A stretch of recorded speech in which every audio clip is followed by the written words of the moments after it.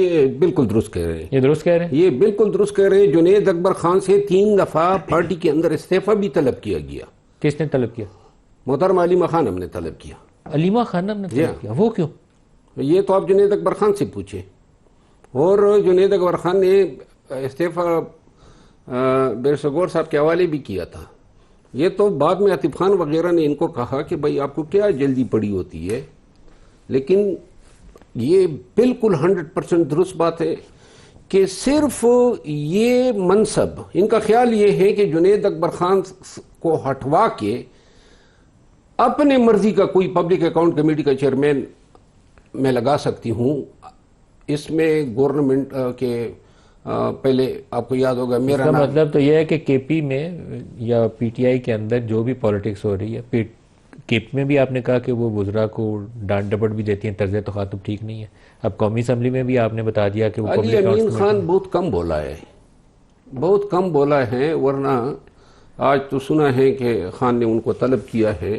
یہ جو میں آپ کو عرض کروں نا، پارٹی میں کس نے کدھر جانا ہے، ایم این ایز کی حاضریاں لگوانا، کے پی ہاؤس میں اجلاس بلانا، جلسہ کہاں پہ ہونا ہے، کس کمیٹی کے لیے کس ممبر کو رکھنا ہے، یہ سب کچھ یہ خود ڈیسائیڈ کرتی ہے۔ پارٹی عملاً یہ ٹیک اوور کر چکی ہے۔ علیمہ ڈیسائیڈ کرتی ہے؟ جی ہاں۔ تو پھر آپ لوگوں کی لیڈرشپ اس کا مطلب ہے ہی کوئی نہیں، ڈس فنکشنل لیڈر ہیں آپ کے جو اپنے اختیار دوسرے کے ہاتھ میں سونپتی ہیں۔ دیکھیں کل اسمبلی میں نے ان کو کہا سب سے، اور علی امین خان کو یہ کریڈٹ ضرور جاتا ہے۔ علی امین خان نے کہا خان کے ساتھ لائلٹی سب سے بڑی یہ ہے کہ میں ان کو حقائق بتا دوں۔ منسٹر صاحب موجود ہیں، آپ ان سے پوچھیں نا، 1 سال میں 6 لوگ گئے ہیں، 7واں کوئی آدمی نہیں گیا ہے خان کے پاس ملاقات کے لیے۔ 6 کون کون سے؟ یہی محترمہ، جس کی 2 بہنیں، اور سلمانہ کمراجہ، ظہیر عباس ایڈوکیٹ، اور نعیم پنجوتا۔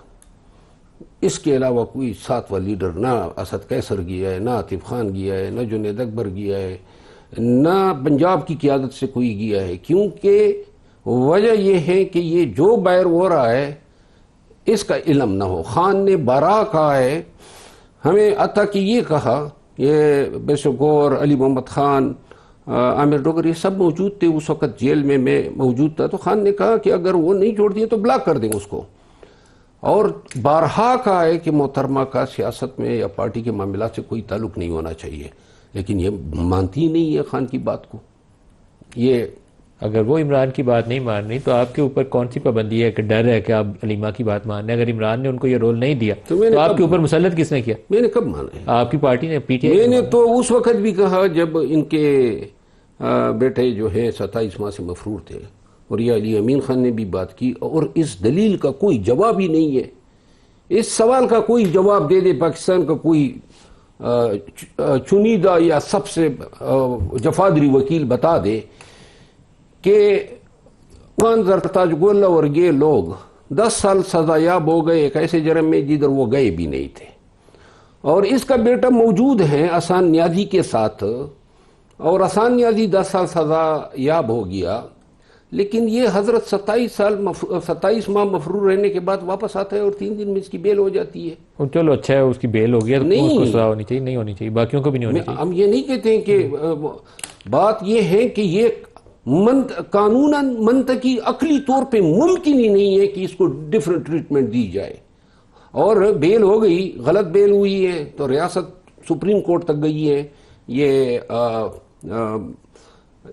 جو لاہور جناح کیس میں جو جن کو بیل ملی، عالیہ حمزہ اور اعجاز چودھری، سپریم کورٹ تک بیل کی منسوخی کے لیے گئی۔ ان کی بیل جب ہوئی، میں نے اسی دن ٹویٹ کیا، میں نے کہا حکومت اس کی بیل کینسلیشن کے خلاف نہیں جائے گی۔